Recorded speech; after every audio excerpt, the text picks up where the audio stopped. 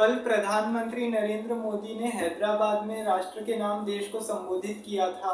हैदराबाद में एक रैली हुई थी, आप सभी जानते हैं। उस रैली के दौरान हैदराबाद में देश को संबोधित किया गया प्रधानमंत्री मोदी जी के द्वारा। जब वो सबसे पहले तो रैली जब हुई थी, उससे पहले तो वो जो आंध्र प्रदेश के डिप्टी सीएम है, आंध्र प्रदेश तेलंगाना के जो सीएम है, सभी से मुलाकात की उन्होंने, सभी लोगों से बातचीत की। और उसके बाद उन्होंने आगे ऐसा बोला जाता है कि उसके बाद देश में राष्ट्र के नाम संबोधन दिया, देश को संबोधित किया। और देश को संबोधित करते हुए उन्होंने कई सारी अपील की है, जैसे कि है ना, अभी सोना 1 साल तक न खरीदें। फिर दूसरा उन्होंने बोला कि अभी पेट्रोल डीजल अभी महंगा हो गया है, तो इसलिए अभी ज़्यादातर अभी गाड़ी यूज़ न करें, अभी हो सके तो वर्क फ्रॉम होम करें। तीसरा अभी है ना, ई व्हीकल पे शिफ्ट हो जाए, ई व्हीकल मतलब इलेक्ट्रिक व्हीकल पे, पेट्रोल डीजल से ज़्यादा। और उसके बाद चौथा भी विदेश यात्रा न करे, अगर कोई ज़रूरी काम नहीं है तो। ज़रूरी काम नहीं है तो विदेश यात्रा न करे। और उसके बाद है ना, पांचवा है कि है ना, पेट्रोल डीजल ये सब की कीमत, ये सब की बचत करे। फ्यूल अभी एक महंगा हो सकता है, तो अभी थोड़ा डीजल पेट्रोल की बचत की जाए। तो देखिए, बेसिकली प्रधानमंत्री मोदी ने ये क्यों अपील की है, ये सारी आज की इस वीडियो में मैं आपको बताऊंगा। और ये भी बताऊंगा कि आखिर क्या देश में, अब बहुत सारे लोग ये भी पूछ रहे हैं, क्या देश में ये सब अपील देख के आपको भी लग रहा होगा कि है ना, हो सकता है कि वापस से लॉकडाउन लग सकता है। लेकिन देखिए, ऐसे लॉकडाउन जैसी सिचुएशन नहीं है। अभी देखिए, मिडिल ईस्ट में जिस हिसाब से बाहर अभी जिस हिसाब से हालात बने हुए हैं, उसी को देखते हुए अभी प्रधानमंत्री मोदी ने ये अपील की है। और उन्होंने खाद्य संकट को लेके भी बोला है कि अभी देखिए, खाने में भी 10% तेल की कमी करने के लिए बोला है, क्योंकि अभी तेल भी महंगा हो गया इस युद्ध की वजह से। तो वो सारी चीज़ें आज के इस वीडियो में बताऊंगा। चलिए शुरुआत करते हैं। देखिए, कल प्रधानमंत्री नरेंद्र मोदी का हैदराबाद में राष्ट्र के नाम संबोधन था। उस संबोधन में प्रधानमंत्री मोदी ने क्या किया, अभी देखिए, आप सभी जानते हैं कि 28 फरवरी से ईरान, अमेरिका, इसराइल, इन सब के बीच में युद्ध चल रहा है, जिसकी वजह से पूरी दुनिया अभी है ना, इकोनॉमी इसमें सबसे ज्यादा अभी पूरी दुनिया को इसकी वजह से नुकसान हुआ है। किसी की इकोनॉमी डूब गई है, किसी को कोई कहीं एलपीजी सिलेंडर की दिक्कत हो गई है, कहीं पेट्रोल डीजल महंगा हो गया है, कहीं तेल महंगा हो गया। आप सभी जानते हैं कि अभी अलग अलग सबको दिक्कतें हो रखी है। तो इसकी वजह से क्या हो रहा है, तो देखिए, अब उसकी वजह से अब क्या हो रहा है, अब आप सब तो जानती है कि इतना क्यों हो रहा है अभी। तो अब उसके बाद क्या हुआ कि कल प्रधानमंत्री ने देश को संबोधित किया। देश को संबोधित करते हुए उन्होंने बोला कि सबसे पहले तो कहा कि सोना 1 साल तक न खरीदे। देखिए, सोना सबसे ज्यादा इंपॉर्टेंट होता है इकोनॉमी के लिए।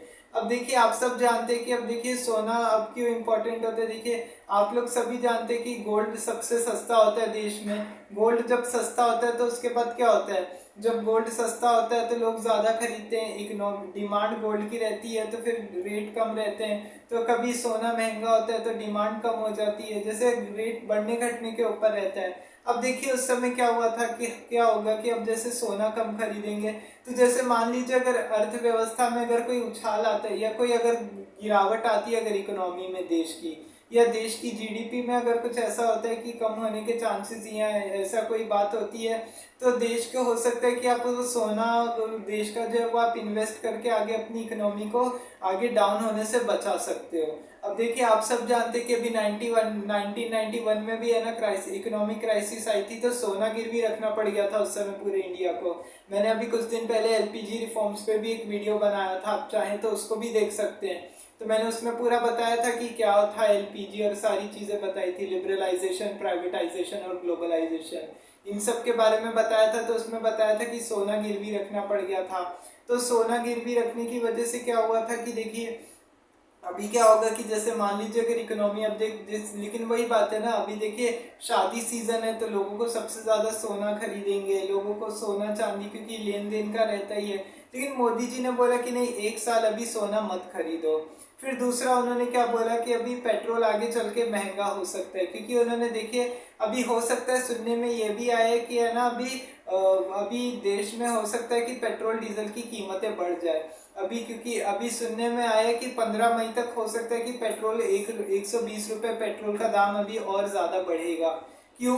क्योंकि देखिए अगर पेट्रोल अगर इस तरह से अगर नहीं बढ़ेगा या पेट्रोल अगर इस तरह से बढ़ेगा, क्योंकि देखिए युद्ध की वजह से तो क्या होता है कि सभी चीज़ें का नुकसान होता है। जैसे अब बड़े बड़े प्लेन में जो फ्यूल जा रहे होते हैं या जो भी होता है प्लेन, ये सब फ्यूल से चलता है। और अगर पेट्रोल महंगा होगा तो गाड़ियाँ फ्यूल से चलेगी, अब रोज़ का गाड़ी में का खर्चा ज़्यादा होगा।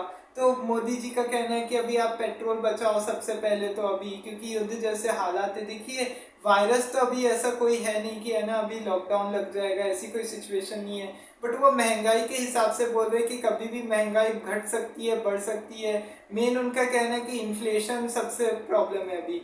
अभी कुछ भी हो सकता है, इकोनॉमी भी आ सकती है, नीचे गिर सकती है, अर्थव्यवस्था भी नीचे गिर सकती है, महंगाइयाँ बढ़ सकती है, कभी नहीं तो हो सकता है बेरोजगारी बढ़ सकती है, या कुछ भी हो सकता है अभी ऐसा। अभी पेट्रोल महंगा हो सकता है, तो इसी वजह से लोगों को बोला गया कि ज़्यादा से ज़्यादा हो सके तो पेट्रोल बचाएं। फिर तीसरा उन्होंने बोला एक और चीज़ की, वर्क फ्रॉम होम की सलाह दी, वर्क फ्रॉम होम करने की अपील की। क्योंकि देखिए वर्क फ्रॉम होम तो देखिए क्या होता है कि घर से काम करना होता है। देखिए हालांकि उन्होंने एकदम ऐसा कंपलसरी कोई कानून में ऐसा नहीं बोला है कि नहीं, आपको लिखित आदेश नहीं दिया है कि आपको वर्क फ्रॉम होम ही करना पड़ेगा। उन्होंने बेसिकली एक अपील की है लोगों से कि अभी आप जितना हो सके वर्क फ्रॉम होम करें। सभी कंपनियों को बोला है कि एक तरह से कि आप कोशिश करके कुछ भी हो वर्क फ्रॉम होम दे लोगों को। क्योंकि देखिए इससे क्या होगा ना कि ऑफिस की अगर जैसे मान लीजिए अगर लोग ऑफिस नहीं जाएंगे, ज़्यादा ऑफिस नहीं जाएंगे तो इसकी वजह से गाड़ियों का पेट्रोल बचेगा, पेट्रोल बचेगा तो फिर उसकी वजह से क्या होगा कि ज़्यादा से ज़्यादा खर्चा बचेगा गाड़ियों का, फिर उसकी वजह से पेट्रोल की बचत आएगी। वैसे तो इंडिया के पास इतने सारे फ्यूल टैंक्स हैं अभी, फॉरेन रिजर्व।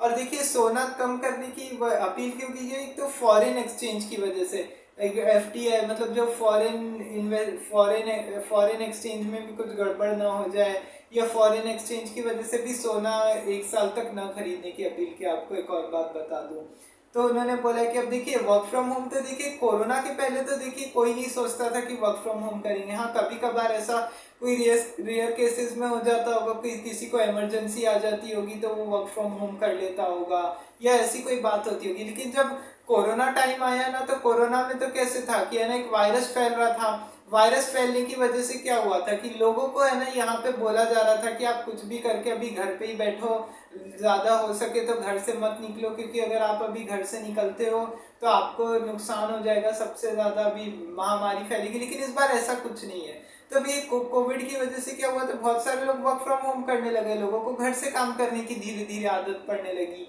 ये मॉडल लोगों ने उसके बाद से अपनाना शुरू किया ना, तो अब उसके बाद क्या हुआ कि अब उनको लगा कि ऐसे भी हो सकता है। नहीं तो लोग उससे पहले तो कोई सोचता भी नहीं था कि हम वर्क फ्रॉम होम करेंगे, वर्क फ्रॉम होम करेंगे या ऐसा कुछ भी।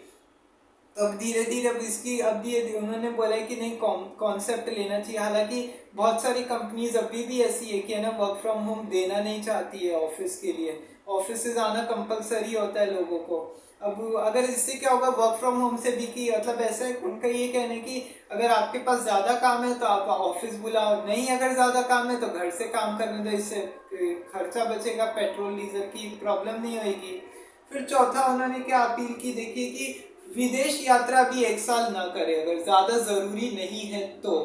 देखिए सबसे बड़ी बात क्या है, अब देखिए फॉरेन एक्सचेंज में अभी देखिए आप सब जानते हैं कि है ना कमी तो आ ही सकती है। अगर इकोनॉमी में अगर कुछ अगर इकोनॉमी, अब देखिए कोरोना के बाद से तो क्या था, फिर भी है ना अब जैसे इकोनॉमी गिरी तो अभी भी कुछ लोग ऐसे कि जो अभी उस रास्ते से अभी उभर नहीं पाए हैं। तो अभी उसकी वजह से क्या हो गया कि अभी कुछ जगहों पे थोड़ा बहुत तो करना ही पड़ता है, किसी का बिजनेस नहीं चलता है या कोई बात है काम वाम नहीं चल रहा है तो कभी कभार होता है। जैसे अब कोरोना की वजह से बहुत लोगों का हुआ भी है और अभी भी हो ही रहा है, कुछ कुछ जगहों पे इम्पैक्ट है।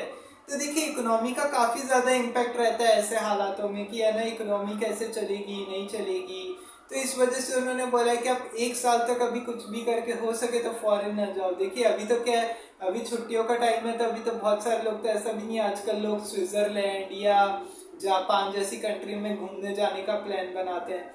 तो अभी सबको बोला गया है कि आप कुछ भी करके अभी घूमने हो या कोई भी ऐसे घूमने फिरने के हिसाब से मत जाओ। हाँ अगर इमरजेंसी अगर आपको है, अगर आपको कहीं जाना हो, कोई काम आ गया हो या आपके कहीं रिश्तेदार रहते हो तो आप जा सकते हो, अगर कोई अर्जेंट काम से जा रहे हो तो ये बात उन्होंने बोली कि फॉरेन अब एक साल तक फॉरेन यात्रा न करें। फिर उसके बाद पांचवा उन्होंने बोला कि ई व्हीकल पे शिफ्ट हो जाइए। अब देखिए ई व्हीकल क्या होता है, इलेक्ट्रिक गाड़ियाँ। इलेक्ट्रिक गाड़ियाँ जो होती है, अब आप सब जानते हैं कि अब जैसे पेट्रोल डीजल की वजह से पॉल्यूशन सबसे ज़्यादा फैलता है, सीएनजी सबसे उपयोगी गैस होता है, आप सब जानते हैं। अभी दिल्ली में भी है ना सीएनजी से ऑटो टैक्सी चलाने का आदेश दिया गया था, आप सब जानते हैं।